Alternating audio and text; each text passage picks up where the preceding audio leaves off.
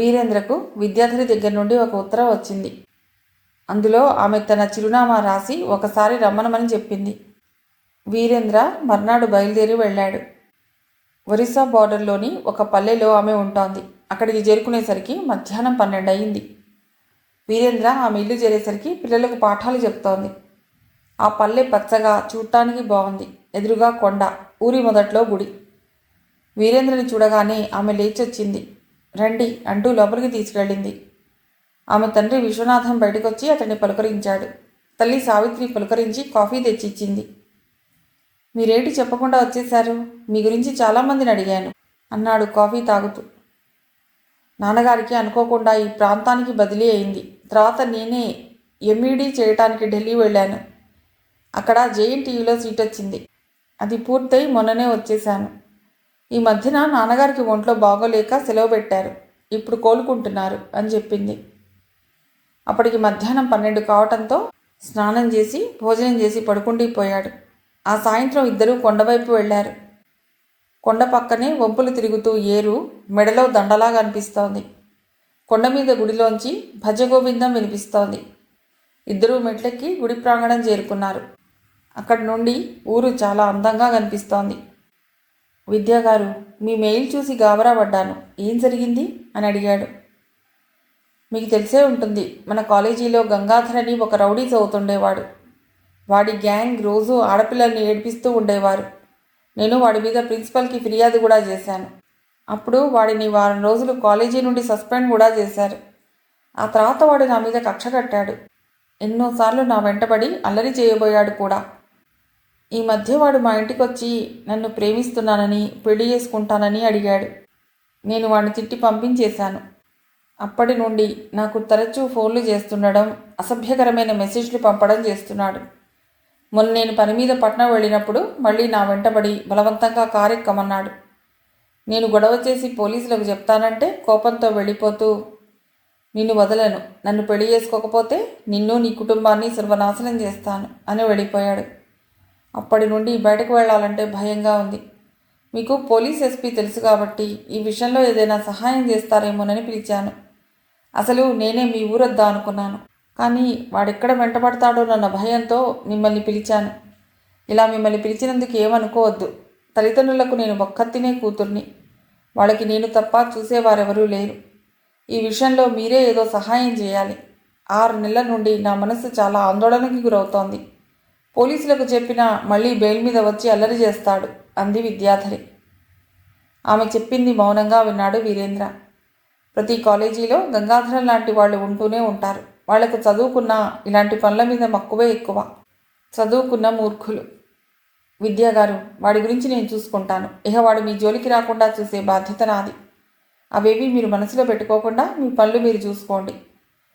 పులి అడవి దాటి బయటకు రాకుండా ఉండాలంటే దానికి భయం కలిగించాలి. అప్పుడు అది బయటకు రాదు అన్నాడు. అందుకే మిమ్మల్ని పిలిచాను. మీరైతే ధైర్యం చెప్తారని, నాకు అండగా ఉంటారని అనిపించింది. ఇప్పటిదాకా నేను ఇటువంటి విషయాల గురించి ఎప్పుడూ ఆలోచించలేదు. మనుషులంతా మంచివారనే భావనలోనే ఉన్నాను అంది కళ్ళను తుడుచుకుంటూ. కొందరు భయపెట్టి బతుకుతారు. ఎదిరిస్తే వారు పిరికివాళ్లలా పారిపోతారు. గంగాధరం అలాంటివాడే. వాడిని సరైన పద్ధతిలో డీల్ చేస్తే ఈ ప్రాంతానికి కాదు కదా, మీ పేరు కూడా ఉచ్చరించడు. సరే, నేను రేపు ఉదయం బయలుదేరుతాను అన్నాడు. ఆ రాత్రి భీకర వర్షం మొదలైంది. కుండపోత వర్షం. ఆకాశం నిండా ఉరుములు మెరుపులు, ప్రళయ గర్జనలా గాలి హోరు. 2 గంటల్లో వాతావరణం మారిపోయింది. కుండపోత వర్షం. అర్ధరాత్రి అవుతున్నా వర్షపు జోరు తగ్గలేదు. ఆ రాత్రి వీరేంద్రకి నిద్ర పట్టలేదు. తెల్లవారేసరికి ఊరంతా హడావుడి మొదలైంది. ఉదయాన్నే విద్యాధరి లేచి, వీరేంద్ర గారు, ఈరోజు మీరు వెళ్ళలేరు. ఏరు పొంగింది. ఏటి నీళ్లు ఊళ్ళోకి వచ్చేశాయి. ఇదివరకు ఎప్పుడైనా ఇలా జరిగిందా? ఇదే మొదటిసారా? జరుగుతూనే ఉంటుంది. ప్రతి సంవత్సరం వరద రావటం ఆనవాయితీ అని చెప్పింది. వీరేంద్ర గొడుగు తీసుకుని ఏటివైపు వెళ్ళాడు.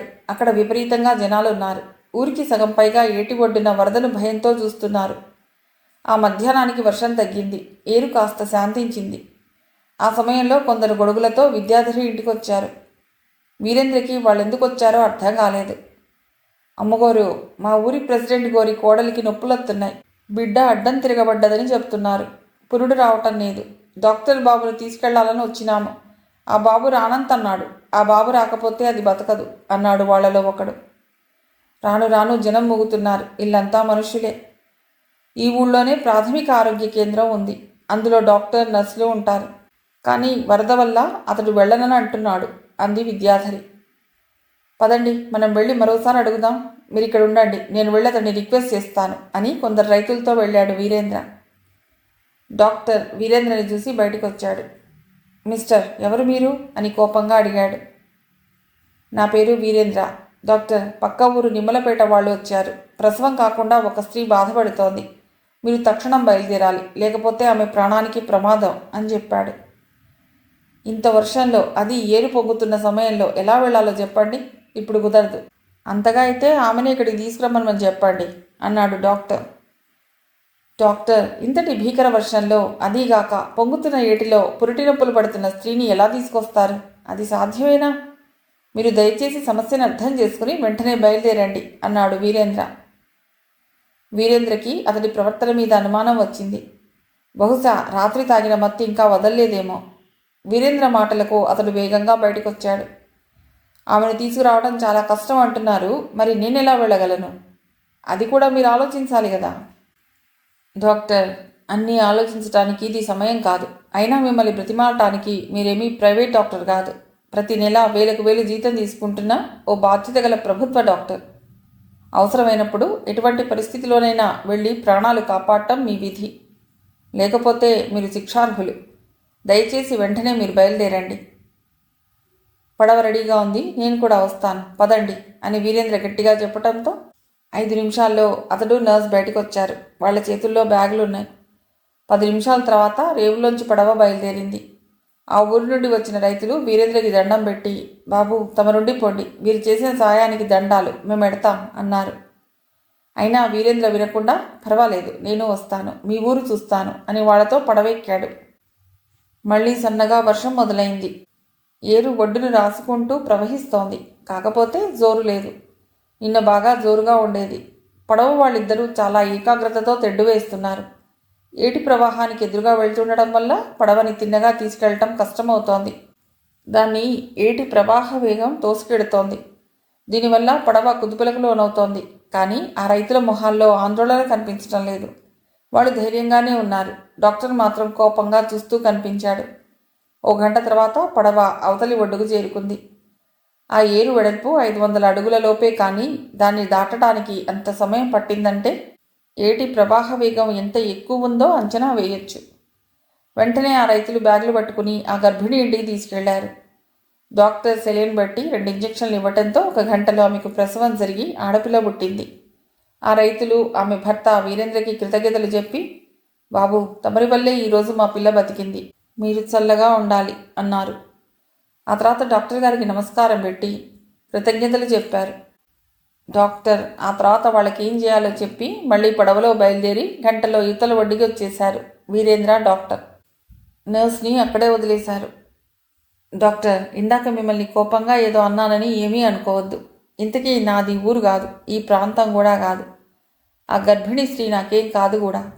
కేవలం మానవత్వంతో అలా చేయవలసి వచ్చింది. అసలు డాక్టర్ వృత్తి ఎంతో పవిత్రమైనది. వైద్యో నారాయణో హరి అన్నారు. అదిగాక దైవం మానుష రూపేణా అని కూడా నానుడి ఉంది. దయచేసి మీరు మత్తుకు బానిసవ్వకుండా ప్రజల కోసం పనిచేయండి. డాక్టర్లు డబ్బుకి కాక సమాజం కోసం బతకాలి.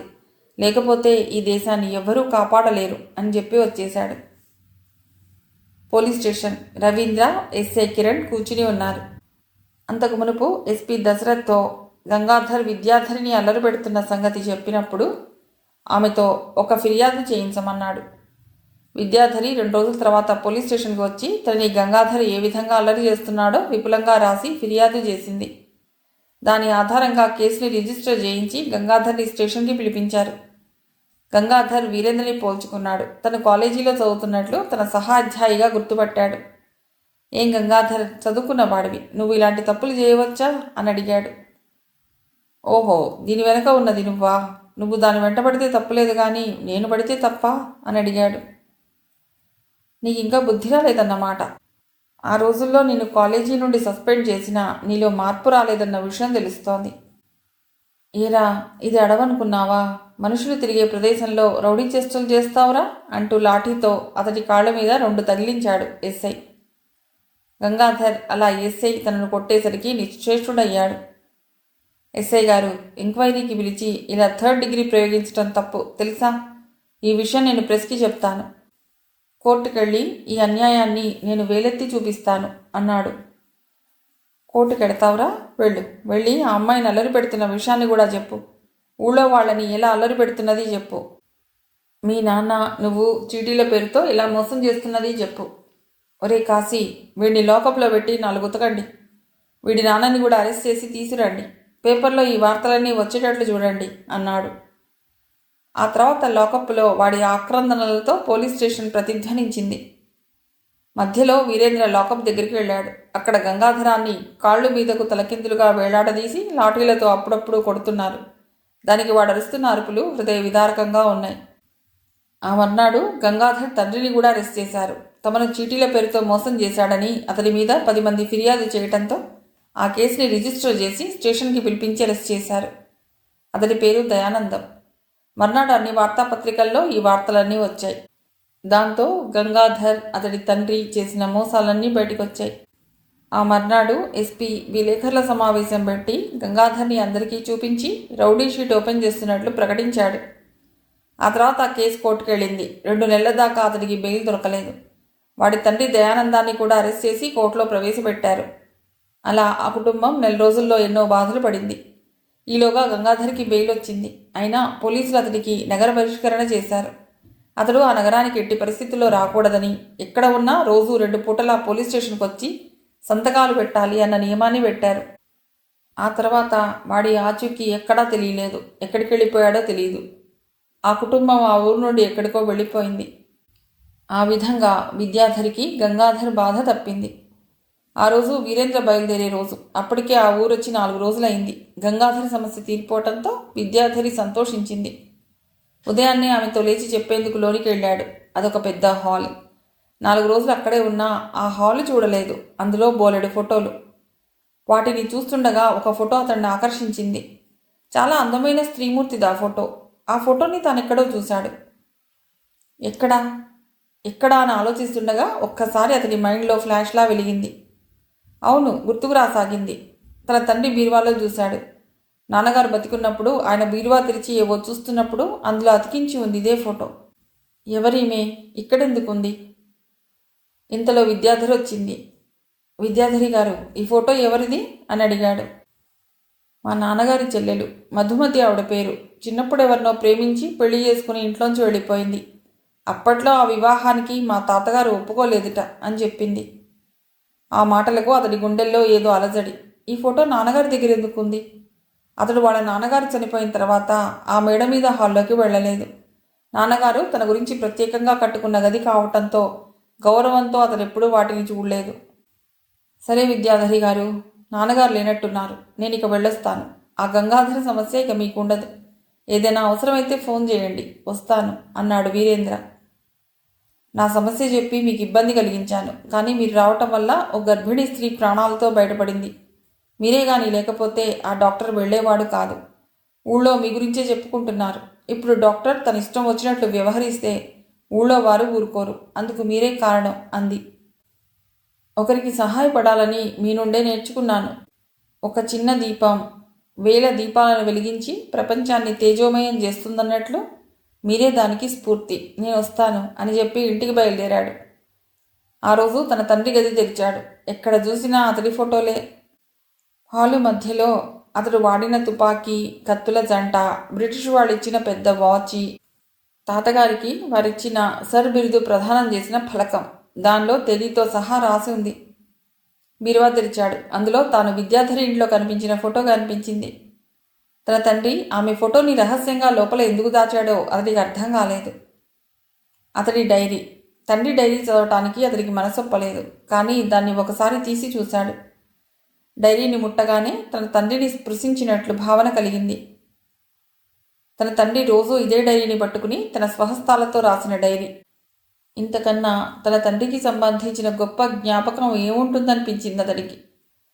ఇంతలో ఆ డైరీలో ఒక కాగితం కనిపించింది. ఆ దస్తూరి తన తండ్రిది. దాన్ని అతడు బాగా గుర్తుపట్టగలడు. ప్రియమైన వీరేంద్రకు, నా మరణానంతరం ఈ ఉత్తరాన్ని నువ్వు చదువుతావని ఆశిస్తూ దీన్ని వ్రాస్తున్నాను. బతికుండగా ఈ విషయాన్ని నీకు చెప్పటానికి నాకు ధైర్యం చాలేదు. చెబితే నా మీద నీకు గౌరవం తగ్గిపోతుందన్న భయం వల్ల కావచ్చు, లేదా తన తండ్రి తిరిగిపోతని నీ మనసులో నా మీద ఎక్కడ చెడు అభిప్రాయం కలిగి తద్వారా మానసికంగా కుంగిపోతావేమోనన్న ఆలోచన నీకు చెప్పకుండా నా నోటిని కట్టేసింది. అదీకాక నీకు తెలిస్తే ఆ విషయం మీ అమ్మకు తెలిసిపోతుందన్న భయం వల్ల కూడా కావచ్చు. ఇంతకీ అసలు విషయం, నాకు మీ అమ్మని వివాహం చేసుకోవటానికి ముందే ఒక స్త్రీతో సంబంధం ఏర్పడింది. మనకు బలరాంపల్లిలో పొలాలు ఉండేవి. వాటి వ్యవహారం చూడటానికి నేను తరచూ ఆ ఊరు వెళ్ళేవాడిని. ఆ సమయంలో నాకు మధుమతి పరిచయం అయింది. వాళ్ళ నాన్నగారు ఆ ఊరి స్కూల్లో టీచర్గా పనిచేసేవాడు. ఆమెకు ఓ అన్నగారు కూడా ఉండేవాడు. చాలా గౌరవనీయమైన కుటుంబం. రోజూ హై స్కూల్కి వెడుతున్న ఆమెతో పరిచయం పెంచుకున్నాను. అది చివరకు ప్రేమగా మారింది. ఇద్దరం ఒకరినొకరం వదిలి ఉండలేని స్థితికి వచ్చింది. ఆ సమయంలో ఇంకో జమీందారు గారి అమ్మాయి అయిన మీ అమ్మతో నా వివాహం జరిగింది. మధుమతి మామూలు టీచర్ కూతురు కావటంతో మా నాన్నగారికి ఆమె విషయం చెప్పడానికి భయపడ్డాను. అప్పట్లో జమీందారు కుటుంబాలలోని వ్యక్తులు సామాన్యులను వివాహం చేసుకోకూడదనే నియమం ఉండేది. పెళ్లి తర్వాత ఆమెను కలిసి నా పెళ్లి విషయం చెప్పి క్షమాపణలు చెప్పాను. కానీ ఆమె అప్పటికే గర్భవతి. ఆ విషయం వాళ్ళ ఇంట్లో తెలిసి చాలా గొడవ జరిగింది.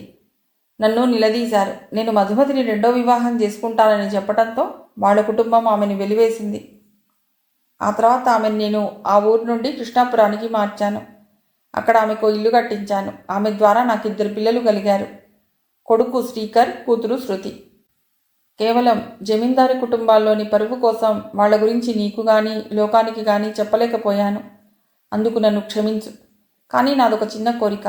నా మరణానంతరం వాళ్ళని ఒకసారి కలిసి వాళ్ళకి ఏదైనా సహాయం కావాలంటే చేయవలెను. ఇది ఏ తండ్రి కొడుకుని అడగరాని కోరిక. కానీ మనల్ని నమ్ముకున్న స్త్రీని జీవితాంతం రక్షించాలన్న నా కోరికే ఈ ఉత్తరాన్ని నీకు రాసేటట్లు చేసింది.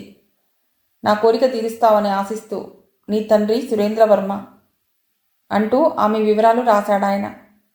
ఆ ఉత్తరం చదివిన చాలాసేపటి వరకు అతడు మౌనంగా దాని గురించే ఆలోచించసాగాడు. ఆ మర్నాడే కృష్ణాపురం బయలుదేరాడు. ఆ ఊరు అక్కడికి 50 కిలోమీటర్ల దూరంలో ఉంది. అతడు అక్కడికి చేరుకునేసరికి మధ్యాహ్నం 12 అయింది. మనుష్యుల్లో బంధాలు ఎంత బలీయమైనవో తండ్రి ఉత్తరం, విద్యాధరి ఇంట్లో ఫోటో తెలియజెప్పాయి. ఇప్పుడు మధుమతితో పాటు విద్యాధరి కూడా తనకు బంధువే. అందుకే కాబోలు వీళ్ళందరినీ కలిపాడు.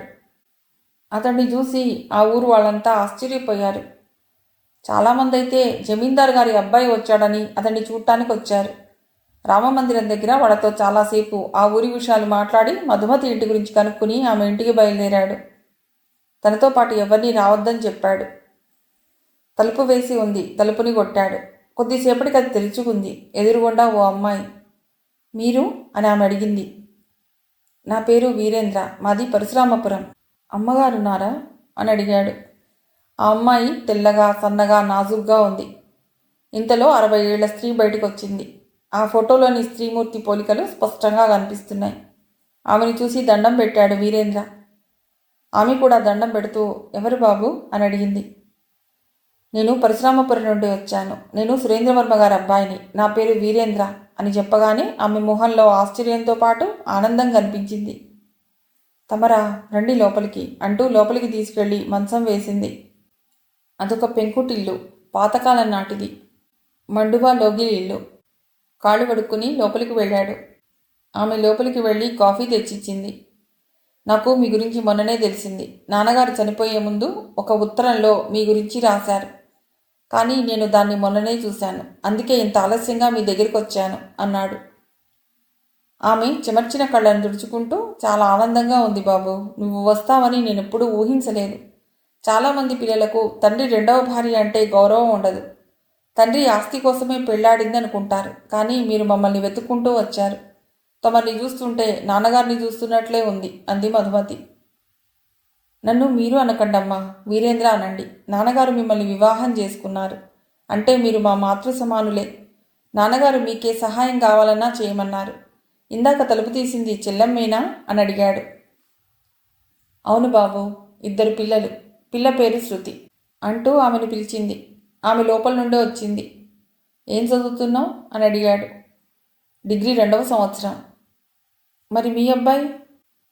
శ్రీకర్. వాడి గురించే బెంగగా ఉంది బాబు. వాడు ఓ చిట్ ఫండ్ కంపెనీలో పనిచేసేవాడు. ఆదిత్య చిట్స్. దాని ఓనర్ మనోహర్ రావు ఎమ్మెల్యే. అందులో మావాడు కలెక్షన్ ఏజెంట్గా చేసేవాడు. 4 నెలల క్రితం చాలామంది కంపెనీకి వచ్చి కట్టవలసిన డబ్బుని పూర్తిగా కట్టేశామని, కాబట్టి తమ షూరిటీలను తిరిగి ఇవ్వవలసినది అంటే ఆ డబ్బు తమకు అందలేదని నా కొడుకు శ్రీకర్ వాడుకున్నాడని, కంపెనీకి కట్టలేదని అతని మీద పోలీస్ స్టేషన్లో కేసు పెట్టారు. వాడిని అరెస్ట్ చేసి నెల రోజులు చాలా బాధలు పెట్టారు. బెయిల్ రాలేదు అంది కంటినీరు తుడుచుకుంటూ. బాధపడకండి. ఏ పోలీస్ స్టేషన్లో ఉన్నాడో చెప్తే నేను కనుక్కుంటాను. ఇక్కడ ఇంకా మనకి 10 ఎకరాల పొలం ఉంది. అది మీ పేర ఈ నెలలోనే రిజిస్టర్ చేయిస్తాను. మీకు నెల నెలా 10,000 పంపిస్తాను. నేను మధ్య మధ్యలో వస్తుంటాను. చెల్లెలు చదువగానే పెళ్లి చేసే బాధ్యత నాది. మీకేం అవసరం వచ్చినా నాకు ఫోన్ చేయండి. మీకు అన్ని విధాలా సహాయం చేయమని ఇక్కడ మన రైతు రాజయ్యకి చెప్పాను. ఇక నుండి ఆ 10 ఎకరాల పొలం నుండి వచ్చే పంట మీకే ఇస్తాడు అని శ్రీకర్ వివరాలు తీసుకుని బయటికొచ్చాడు. మధుమతి, శృతి బయటికొచ్చి అతడు కారు వెళ్లేదాకా ఉండి లోపలికి వెళ్లారు. Police station. ఎస్ఐ నరేష్తో వీరేంద్ర మాట్లాడుతున్నాడు. అది నరేష్ గారు విషయం. శ్రీకర్తో నేను ఒకసారి మాట్లాడాలి అన్నాడు. తప్పకుండా, ఇప్పుడే పిలిపిస్తాను. ఇంతకీ అసలు విషయం ఏమిటి? ఇంతకీ ఆ డబ్బు శ్రీకర్ వాడుకున్నాడని మీరు భావిస్తున్నారా? సార్, మీకు తెలియందేముంది? ఆ ఎమ్మెల్యే కొడుకు ఆ డబ్బుని రియల్ ఎస్టేట్లో పెట్టి నష్టపోయాడు. శ్రీకర్ ఓ చిన్న గుమాస్తా. అతడు ఏ రోజు డబ్బు ఆ రోజు ఇవ్వకపోతే వాళ్ళు ఊరుకుంటారా? ఎవరో ఒకరిని బలిపశువుని చేస్తారు. శ్రీకర్ని వాళ్ళు అలా బలిపశువుని చేశారు అని చెప్పాడు నరేష్.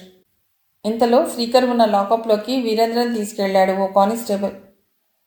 నా పేరు వీరేంద్ర, నీకు అన్నయ్యనవుతాను. ఇంతకీ ఏం జరిగిందో నిజం చెప్తే నిన్ను ఈ కేసు నుండి బయటకు తీసుకొస్తాను అని చెప్పాడు. ప్రతిరోజు నేను కలెక్షన్ చేసిన డబ్బుకి రసీదులిచ్చి సాయంత్రం ఆ డబ్బుని కంపెనీ క్యాషియర్కి ఇచ్చి రసీదు తీసుకుంటాను.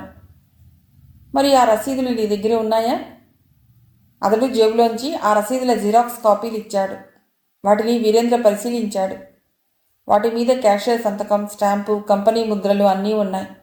అవి తీసుకుని బయటకు వచ్చాడు. మర్నాడు లాయర్ పరశురాం దగ్గరికి వెళ్ళి ఆ రసీదులను చూపించాడు. 2 రోజుల తర్వాత హైకోర్టులో ఒక ప్రజా ప్రయోజన వాద్యం దాఖలైంది. ప్రజల సొమ్ముని ఎమ్మెల్యే మనోహర్ కాజేశాడని, వాళ్ల డబ్బుని తిరిగి ఇవ్వటం లేదని, అతడి మీద చర్యలు తీసుకోవాలని అందులో కోరాడు పరశురాం. హైకోర్టు అప్పీలు తీసుకుని ప్రభుత్వానికి, డీజీపీకి, జిల్లా ఎస్పీకి, ఎమ్మెల్యే మనోహర్కి నోటీసులు జారీ అయ్యాయి. ఆ మర్నాడే ప్రభుత్వం ఎఫిడవిట్ దాఖలు చేసి ఎంక్వైరీ మొదలుపెట్టింది. మనోహర్ రావు చేసిన అవినీతి పనులు పేపర్లలోనూ ఛానళ్లలోనూ రావటం మొదలైంది. కొన్ని వేల మంది దగ్గర చీటీల డబ్బులు కట్టించుకుని ఆ సొమ్ముని ఇవ్వలేదని, రియల్ ఎస్టేట్లో 100 కోట్లు తీసుకుని ప్లాట్లను కట్టకుండా రిజిస్ట్రేషన్ చేయలేదని తెలిసింది. ఎంక్వైరీ రిపోర్ట్ ప్రభుత్వానికి చేరటంతో మనోహర్ని, అతడి కొడుకుని అరెస్ట్ చేశారు. అధికార పార్టీ అతడిని పార్టీ నుండి సస్పెండ్ చేసింది. పోలీసులు శ్రీకర్ని వదిలేశారు. ఆ రసీదులే అతడిని కాపాడాయి. ఆ విధంగా శ్రీకర్ కేసు వల్ల రాష్ట్రంలోని ప్రజలందరికీ మేలు జరిగింది. శ్రీకర్ బయటకు వచ్చిన తర్వాత అతన్ని తీసుకుని కృష్ణాపురం వెళ్ళాడు. మధుమతి కొడుకు శ్రీకర్ని చూసి చాలా ఆనందపడింది. అమ్మా, ఇక శ్రీకర్కి ఏమీ బెంగలేదు. ఇతడి మీద ఏ విధమైన కేసులు లేవు అని చెప్పాడు. శ్రీకర్, ఇక నువ్వు ఏ ఉద్యోగమూ చేయకు. ఈ ఊళ్ళోనే అమ్మ దగ్గర ఉండి ఆ 10 ఎకరాల పొలాన్ని పండించుకుంటూ హాయిగా బతుకు.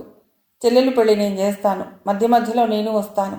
నీకేదైనా నా సహాయం అయితే కోటగిరా అని చెప్పి తన ఊరు వెళ్ళిపోయాడు వీరేంద్ర. ఒకరోజు పట్నం పెడుతున్నట్టు మెయిల్ పెట్టింది విద్యాధరి. వీరేంద్ర జీప్ వేసుకుని వెళ్ళాడు. బస్ స్టేషన్లో కలిసి ఆమెతో కలిసి కాలేజీ వెళ్ళాడు. మధుమతి విషయం అంతా ఆమెకు చెప్పాడు. మీ అత్త ఎవరో కాదు, మా తండ్రి 2వ భార్య. ఈ మధ్యనే వాళ్ళని కలిశానని చెప్పాడు. ఆమె మౌనం దాల్చింది. విద్యాగారు, ఇప్పుడు ఏం చేయదలుచుకున్నారు?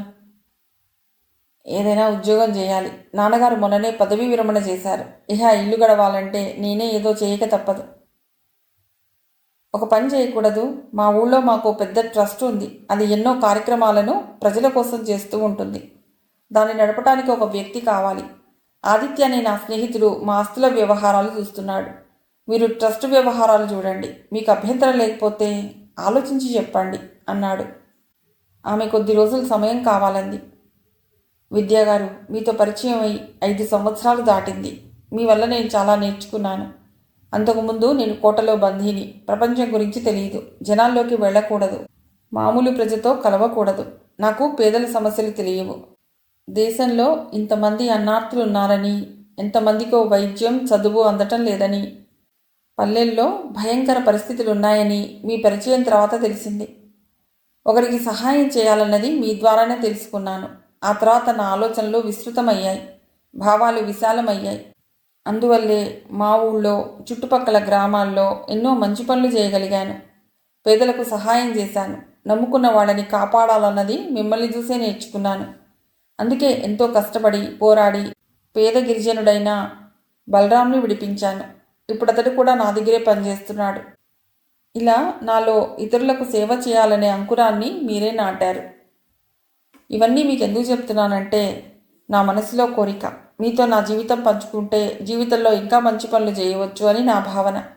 మీకు అభ్యంతరం లేకపోతే చెప్పండి అన్నాడు. మొదట్లో పరిచయం అయినప్పుడు మీరు జమీందార్ గారి అబ్బాయి అని తెలియదు. అందుకే మీతో అందరిలాగే మాట్లాడేదాన్ని. ఏమీ అనుకోకండి. మా నాన్నగారి ప్రభావం నా మీద బాగా పడింది. స్కూల్లో రోజు మాకు మంచి మంచి కథలు చెప్పడమే కాకుండా మనం ఏం చేయాలి, పేదవారిని ఎలా ఆదుకోవాలి, సమసమాజం ఎలా సాధ్యమో అన్నీ చెప్పేవారు. మీరు అడిగిన దానికి నాకు కొంచెం సమయం కావాలి అని చెప్పింది. నెల రోజుల తర్వాత వీరేంద్ర విద్యాధరిల వివాహం కోటలో రంగరంగ వైభవంగా జరిగింది. వివాహానికి అందరూ వచ్చారు. మధుమతి కుటుంబం వచ్చింది. విద్యాధరి తండ్రి చెల్లెల్ని క్షమించాడు. ఆ వివాహంతో ఆ 2 కుటుంబాలు ఒకటయ్యాయి. సుదేష్ణాదేవి కోడల్ని చూసి ఎంతో సంతోషించింది. వీరేంద్ర విద్యాధరి వారం రోజుల పాటు ఆ ఊళ్ళో కోటలోనే గడిపారు. వీరేంద్ర విద్యాధరి వివాహం అయిపోయిన వారం రోజుల తర్వాత అడవికి ఫారెస్ట్ గెస్ట్ హౌస్కి వెళ్ళారు. అడవైతే పచ్చటి ప్రకృతిని, జలపాతాలను చూడొచ్చని వీరేంద్ర కోరిక. ఆ విషయాన్ని బలరాంకి చెప్తే అతడు కూడా వీళ్ల వెనకాల వచ్చాడు. కారు వేగంగా దూసుకుపోతోంది. పచ్చటి పొడవైన సిల్వర్ జోక్ చీట్లు, వాటి మధ్య తల్లోని పాపిడిలా రహదారి. మధ్యలో బలరాం డ్రైవర్కి చెప్పి జలపాతం దగ్గరికి తీసుకెళ్లాడు. ఎత్తైన కొండ మీది నుండి తల నుండి నుదుటి మీదకు వెళ్లాడే పాపిడి చేరులా ఉరుకుతోంది జలధార. పాల నురుగులా ఉంది ఆ జలపాతం. హోరుమని శబ్దం. చాలాసేపు ఇద్దరూ ఆ బండరాయి మీద కూర్చుని ప్రకృతిని ఆస్వాదించారు. ఆ తర్వాత ఫారెస్ట్ గెస్ట్ హౌస్కి వెళ్లారు. భీమన్న వచ్చాడక్కడికి. అతడి భార్యని విద్యాధరికి పరిచయం చేశాడు. భీమన్న బలరాం తండ్రి. గొప్ప వేటగాడు. నాన్నగారికి వేటలో ఇతడే సహాయం చేసేవాడు. గొప్ప గురున్న వేటగాడు. భీమన్న విద్యాధరికి దండం పెట్టాడు. ఏం భీమన్న, నీ కొడుకు బలరాం గురించి నువ్వేం బాధపడకు. వాడు మా దగ్గర బాగా పనిచేసుకుంటున్నాడు అన్నాడు. తమరి దయ. భీమన్న, ఇంకా వేటకెడుతున్నావా? లేదు బాబు, ఇలాంటి తప్పుడు పనులు చెయ్యను. పిట్టల ఉసురు తీసినోడి బతుకు సరిగ్గా వెళ్ళదు. నా చిన్నప్పుడు మా తాత పిట్టల్ని మృగాల్ని ఏటాడి చంపేటోడు. చివర్లో నానా బాధలు పడతాడని చెబితే నేను నమ్మేవోణ్ణి కాదు. కానీ నా బతుకు చూస్తే అది నిజమేననిపిస్తాంది దొరా. ఎన్నో పిట్టల ఉసురు తీసిన పాపం నా కుటుంబానికి శాపం అయింది. ఆటి ఉసురు నా కుటుంబాన్ని ఎంటాడింది. అందుకే ఇన్ని బాధలు పడ్డాం. ఏటాడి పక్షుల ఉసురు తీస్తే నాలాగే అయిపోతారు అంటూ చెమర్చిన కళ్ళు తుడుచుకున్నాడు. వీరేంద్రకి వాడెలా ఓదార్చాలో అర్థం కాలేదు. కొంతసేపటికి భీమన్న తేరుకుని, బాబు, తమరు చాలా గొప్ప మనస్సున్నోళ్ళు. మీరు పిల్లా పాపలతో కలకాలం హాయిగా బతకాలి. మీరు బాగుంటే ప్రజలు బాగుంటారు అన్నాడు. ఆ తర్వాత భీమన్న వెళ్ళిపోయాడు. అతడు వెళ్ళిపోతుంటే వీరేంద్ర విద్యాధరిల జంట బాధతో చూడసాగింది. సంధ్యా సమయాన్ని రాను రాను చీకటి ఆక్రమిస్తోంది. ఆకాశంలో పున్నమి చంద్రుడు మేఘాల చాటు నుండి వస్తూ వెన్నెలని ఆ అడవిలో కురిపించడం మొదలెట్టాడు. ఆ వెన్నెలని చూస్తూ ఆ జంట అక్కడే కూర్చున్నారు. ఆ చంద్రుడు వాళ్ళని మనస్ఫూర్తిగా ఆశీర్వదిస్తూ ఉంటే ఇద్దరూ ఆ వెన్నెలని ఆస్వాదిస్తూ ఆనందించసాగారు. కథ సమాప్తం.